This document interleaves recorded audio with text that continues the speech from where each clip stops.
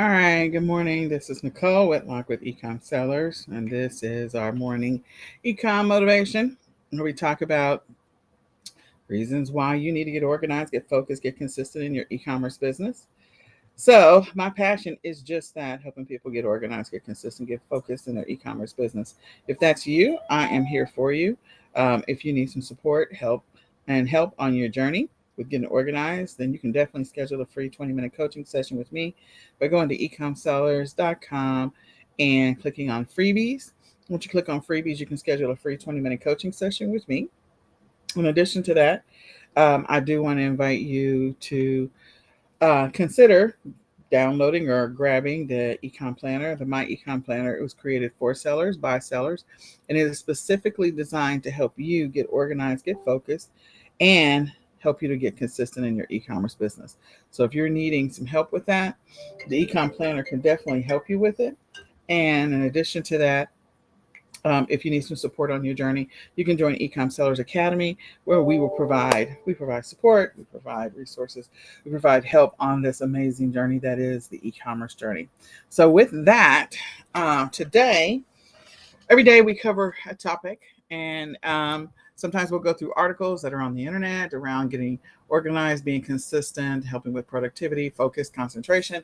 And other times we talk about things that are specific to a platform or a method of e-commerce. So today we're talking about 5 reasons you should launch your Shopify store. Now, this is not the only 5 reasons. So just know that anytime we're giving you a list, this is not the only list. It's just some things to think about, some considerations. So the first thing that is on the list is that you have an idea.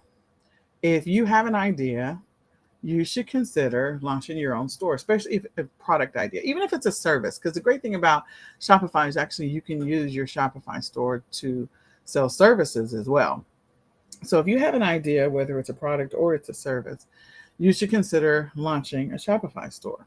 Shopify is easy to use, it's easy to set up, it's easy to support. There is a fee, it's roughly under $21 every single month to maintain your Shopify store, and there can be additional expenses. But the thing about it is that you own the data and you'll gain access. You'll have the email list so you can market to that list. So if you're good at driving traffic or you want to learn how to drive traffic, um, getting a Shopify store and then learning the techniques to help you get some organic traffic to find your avatar, your audience, um, using a store to sell your products or your services is a great thing. Don't just sit on your ideas. Look, life is short. I think, unfortunately, a lot of us have definitely learned that and felt that over the last 24 to 30 months. And uh, don't just sit on your ideas. Don't let them go with you. Do something with those ideas. And sometimes the Shopify store can help you with that. So if you got an idea, sit down, do some brainstorming, schedule a free 20-minute coaching session, and we can brainstorm whatever your idea is and how you would fit that into Shopify. Number 2, you own your customer data. As I indicated before, you will own your customer data. Some of the platforms that we sell on, Amazon, um, some of the other platforms, like you don't always 100% own the data based on the terms of service for those platforms that you might be selling your physical products on. But with Shopify, you'll own that data. You have the ability to put them into a marketing process where you can market to them. And so owning your data is a good thing. Being able to market to your customers, offer them promotions, sales, deals. Prime Day is coming up, sending them out some promotions for that. That would be fantastic if you started building a list. Even if the list is 50 people, like it's a start.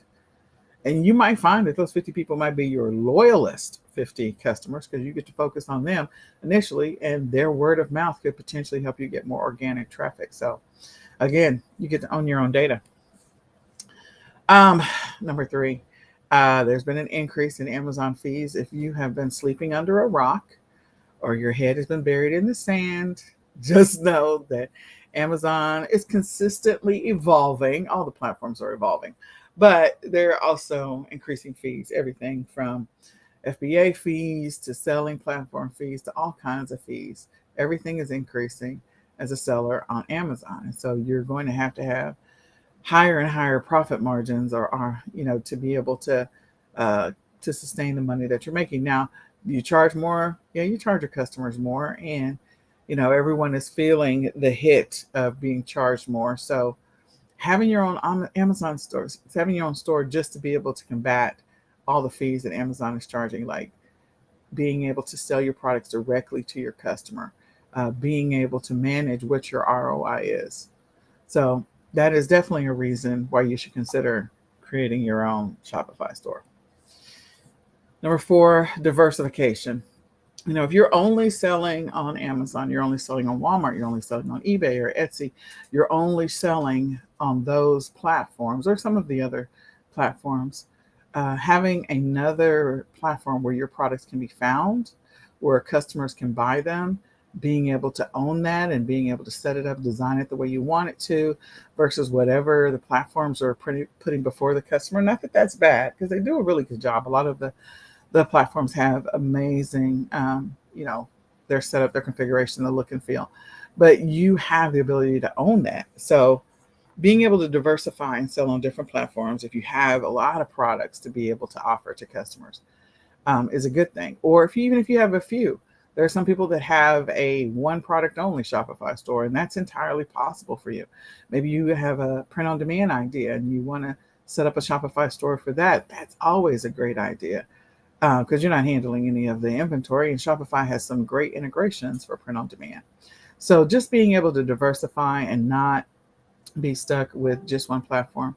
Amazon has been randomly, on occasion, suspending accounts for different reasons.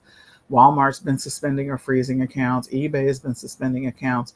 And so with Shopify, unless you're doing something terribly illegal, not shipping the stuff out to your customers when they buy it, or not delivering on the service, like you're not going to have that same level of fear and angst.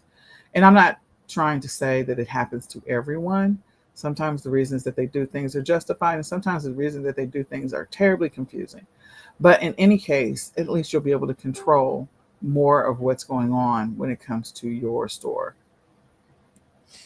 Next, if you're ready to try, number 5, if you're ready to try private label or white label, I said print on demand before, I'll say it again, or drop shipping, like Shopify is a great way to get started in those areas. Now, can you do drop shipping? Can you do print on demand, white label, private label without a Shopify store? Yeah, you can. You absolutely can. But again, owning that data, which is what we talked about before, so you can be able to target and retarget your customers, build your own customer list, market to them as often as you want to, the way you want to, versus whatever the restrictions are for the terms of use, terms of service for the platforms that you might be selling on, the marketplaces you might be selling on. So, if you're ready to dabble in a little bit of private label, Shopify is a great way to get started. White label, print on demand, drop shipping. If you have some ideas, if you have suppliers, and again, as I mentioned before, there's a lot of great integrations that are already built into Shopify. Shopify was designed for people to run a business. It's designed for entrepreneurs. The integrations that they have available, the free ones, are just amazing and awesome. So again, there's some automation opportunities within that, so you don't have to 100% touch every single thing that's happening every step of the way when it comes to the products that you might be selling to your customers. So consider those 5 things. That is not all of the 5 reasons why you should open your own Shopify store. But again, with the increased cost of selling on Amazon, you might want to consider, do I have a product that would do well either in a standalone store that I can target my avatar, I can market to? Do I have multiple products that I want to sell? Do I want to dabble in a little bit of print on demand? You can still do print on demand on all of the platforms. You can still do drop shipping on all the other platforms. But again, you're going to have those platform fees. So manage the fees or minimize the fees by opening your own Shopify store. And again, Shopify is $21 a month. It's 20, I think 91 or something like that, every single month. So you have to balance that out with your current traffic. You do have to be prepared to do some marketing. You do have to be prepared. It potentially depends on what it is you're selling, and if you already have a list to start with, or if you already know where your target audience is. So it just depends. But if you already have an idea of what it is that you potentially want to try, sell, whatever, This is actually the best window to do it. It's the end of Q2. We're going into Q3. It's enough time before Q4. You can launch your Shopify store, get comfortable with it, get used to working with it so that you're ready to rock and roll when it comes to Q4. There's nothing like trying to learn something new, do something new, implement something new right in the middle of Q4. That's not a wise position to take. Anything new that you want to launch when you do your annual planning, anything new that you want to launch, you should do that in Q2 or Q3 strategically, so that way you have enough time to get used to it, get familiar with it, and that you start to get comfortable and master whatever that is. So if you're outsourcing to a fulfillment center, do that in Q2 and Q3. If you're, well, really Q2, really give you enough time to work out the kinks. If you are trying to learn a new platform, a new method of e-commerce, again, do all of that in Q2 and Q3. Don't do it in Q4. It won't go well. It's going to disrupt what you already have going on. So with that, I hope that information is helpful. Again, you can go through. We are live on Clubhouse. We're also live in the e-commerce planning Facebook group. If you go to the e-commerce planning Facebook group, you can go to the file section and download the daily e-com planning checklist. That checklist will give you a list of things that we recommend that you do on a daily basis to work towards your goals and to work to achieve your goals. So this tomorrow we are doing planning for next week. And so Saturday, 7:15 a.m., you can join us on Clubhouse and also the e-commerce planning Facebook group, where we're going to go through the weekly planning checklist. And we're going to be planning for the end of or all of next week. And then on Sunday at 7:15, we invite you to come back. Again, we're going to do the monthly planning session. The monthly planning session, we're going to actually be planning for July, but we're also going to be planning for Q3. What are the things that we need to consider for Q3 so that we can be more strategic and make more progress when it comes to our e-commerce business? If you have a goal for the year, there's still enough time to get it done. You're just at the halfway mark.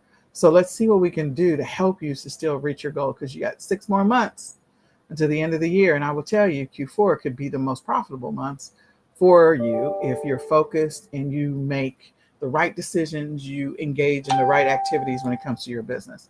So share this out with a friend. Let somebody else know about the daily, the weekly, and the monthly planning sessions, and invite them to come hang out with us this weekend, 7:15 on both days, so we can do that planning session. In addition to that, I'm going to just step through real quickly the wow, little frog in my throat.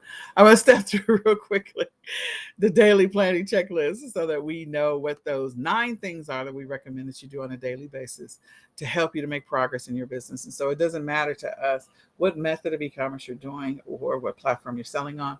The activities that you do in your business are pretty standard. If you're selling a physical product on a platform or directly to a customer, everyone is creating listings. Everyone is doing some level of product research, whether it is thin or whether it is heavy.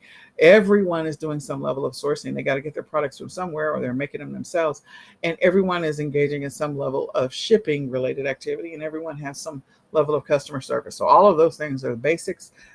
Basic components. Doesn't matter what your e-commerce method is, they're always the same. So we're talking through what you should be doing on a daily basis.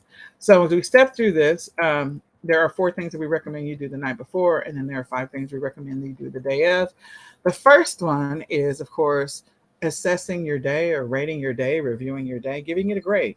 How did your day go the night before? So with your grade, when we're talking about your business, did you get through your plan? Now, here's the deal. If you're not creating a plan, then maybe you should start creating a plan, and you can do that in the My Ecom Planner. But as we go through the day, like we're rating, how was the day?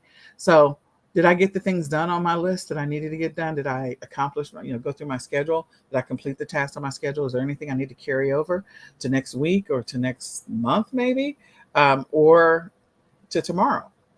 If it is a business day, because today is Friday, so this would have been a review on Thursday night. Since this is the last business day of this week, and this is the last full week in June, like, was there anything that you needed to accomplish? And now it's gotten moved to Friday. So when you're doing the assessment, review your day and see what you need to carry over to tomorrow. The next one is go through and update your daily stats. How many listings did you create? How many items did you sell? How many orders did you fulfill What were your profits? What were your sales? And there's a lot of other things that are in the My Ecom Planner that we're saying that you should check on a daily basis. Some you will check more than others because of the fact of the method of e-commerce that you're doing. But again, everyone has some level of sales and profits every single day. So what are you doing there in order fulfillment? Hopefully every single day. So going through and updating your daily stats, and then the night before, of course, going through and looking at your online calendar.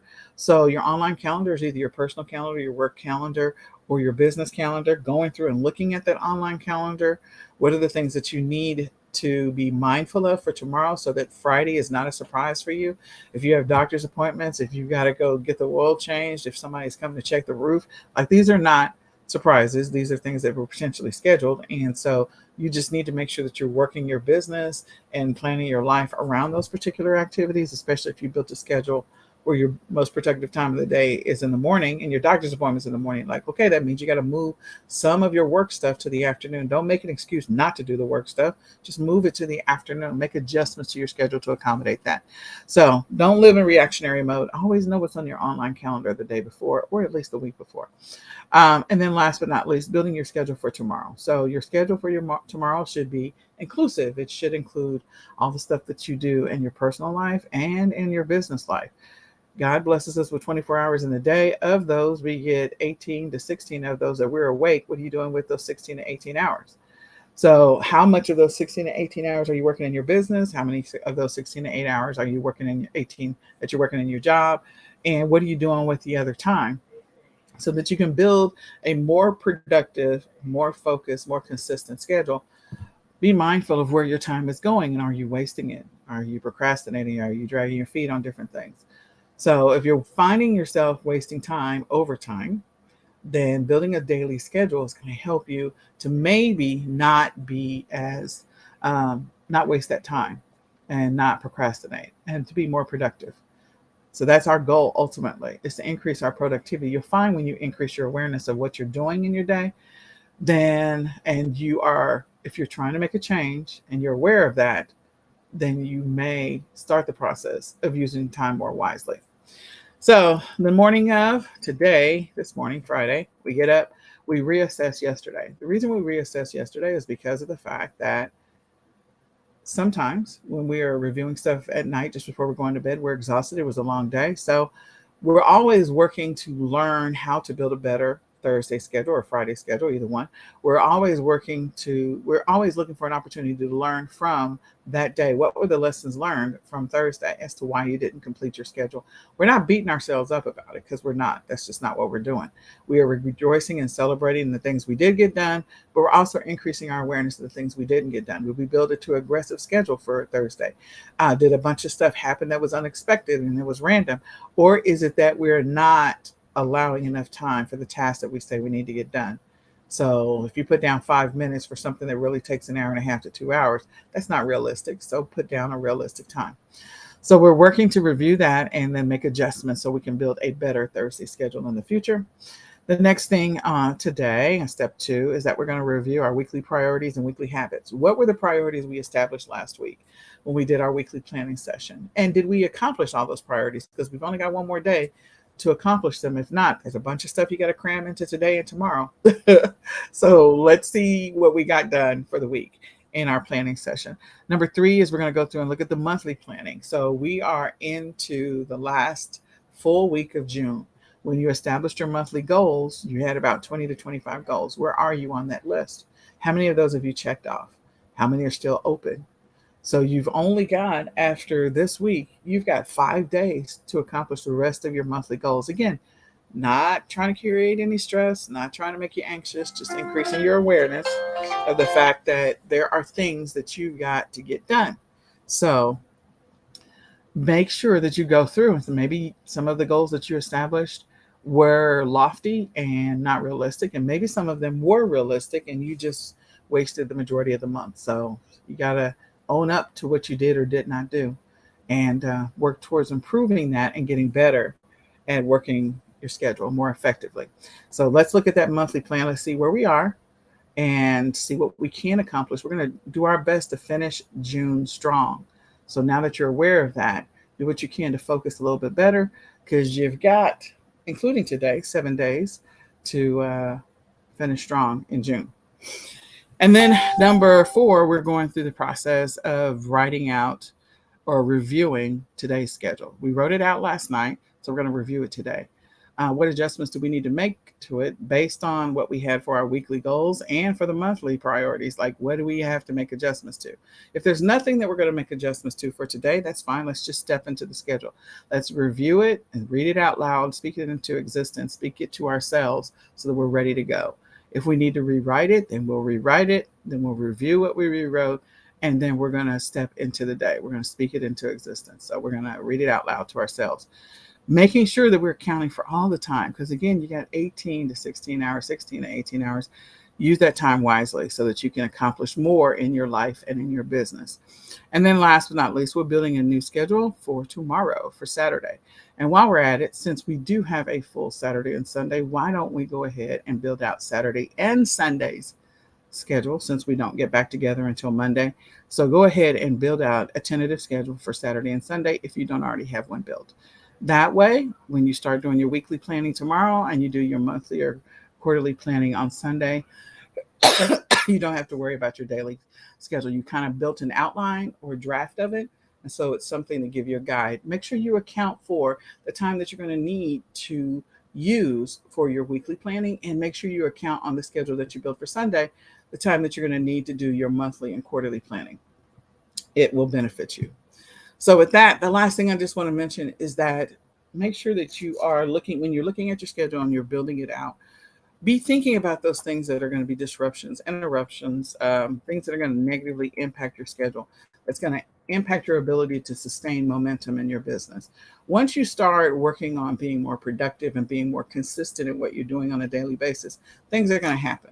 Emergencies are going to come up. This week, my son has had like seizures, so I'm having to deal with that. Those are emergencies. Having a doctor's appointment or having a dentist appointment or whatever, that is not an emergency, maybe. That is something that was probably planned a month ago, 5 weeks ago, 7 weeks ago, whatever. And so these are things where you are not increasing your awareness of your own schedule. So the things that are true emergencies, those are things you can't control, and you just have to roll with those and make adjustments along the way. But the things that you are aware of, like if you're going on vacation next week, it is not a surprise that you're going on vacation. It was already planned. So there are things that you should probably be doing this week so that you're not stressed out next week, and so that you can maintain and sustain the momentum in your business next week while you're on vacation. Like maybe you go through and you create a bunch of listings that are in draft mode so that while you're on vacation, in the morning, before the kids get up or before you go out and walk along the beach, you release one listing a day from your drafts. You just click on submit and you're done, and you've worked for the entire day. So there are things you can do strategically to maintain and sustain the momentum in your business, creating some extra listings that are in draft mode so you can release them later. Then the other thing is maybe there are activities that you would have done that you could have to move to later on. So if you were going to be planning next week and you're on vacation, you were planning on focusing on, let's say, ordering your inventory for Q4. So are those things some of the things you can do this week? Are there things that you can maybe send some emails today so that way while you're on vacation, you get those responses back and you can reply back while you're on vacation? Again, we're not trying to ruin the vacation. If it takes 10 to 15 minutes of your vacation time in the morning, that's fine. But if it's going to take hours, we're not trying to ruin that vacation.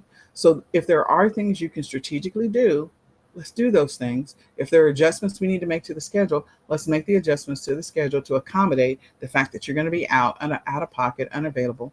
If you've got doctor's appointments that are going to take a half a day, move all those activities that you're supposed to do in your business. And your regular schedule is, I do these things in the morning, but I have to go to a doctor's appointment that's in the morning. I'm going to move all those activities to the afternoon. So the reason we are increasing our awareness of all this is because, as you know, at the beginning of every year, people set New Year's resolutions and they don't maintain them. They don't sustain them. There's always something that is a pattern interrupt in their routine. And that pattern interrupt is a reason and is an excuse for them not to continue on to work on the thing that they're trying to improve.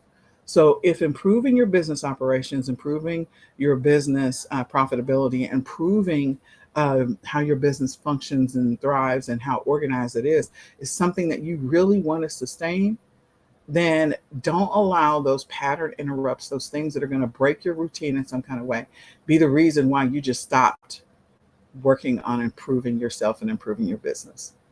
Don't let that be the excuse.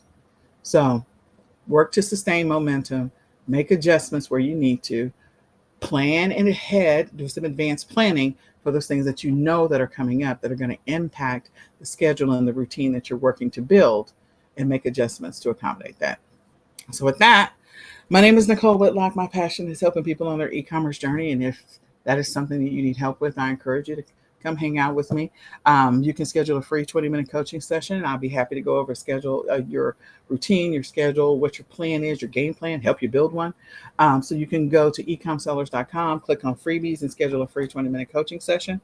If you are a person that needs maybe some tools to help you to get organized, I encourage you to grab the My Ecom Planner. It was created for sellers by sellers. So you can go to myecomplanner.com to grab that.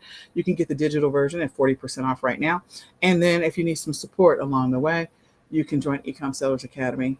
It's $17.99 a month. It's terribly affordable. And you get 10 free retail and online arbitrage leads list. You get 10 free wholesale lists. You gain access to over 200 training videos that covers every form and method of e-commerce you name. And I think that's about it. So with that, I hope that you have an amazingly blessed, extremely focused, highly productive, highly profitable day. And with that, we'll say goodbye for now. Thanks for hanging out.